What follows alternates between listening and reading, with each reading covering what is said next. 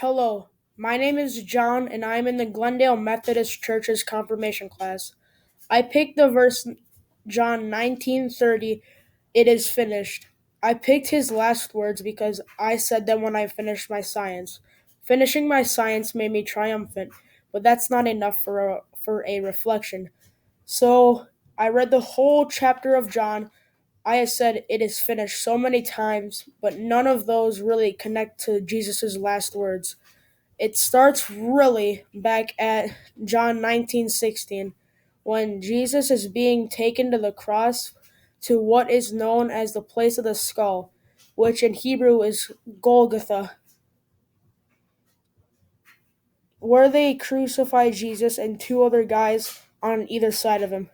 A prisoner by the name of Pilate also had an inscription written on the cross which read, Jesus of Nazareth, King of the Jews.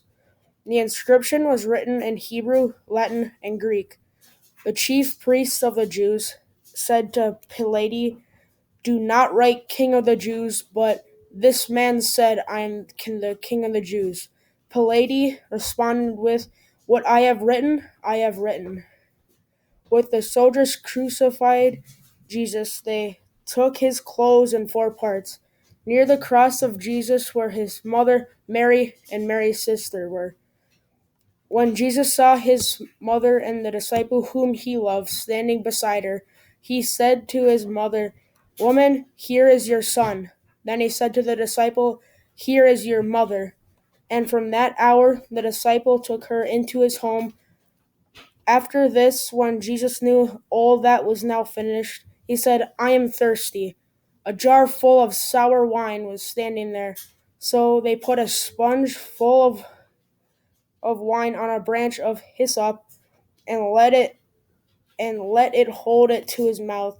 When Jesus had received the wine, he said, it is finished.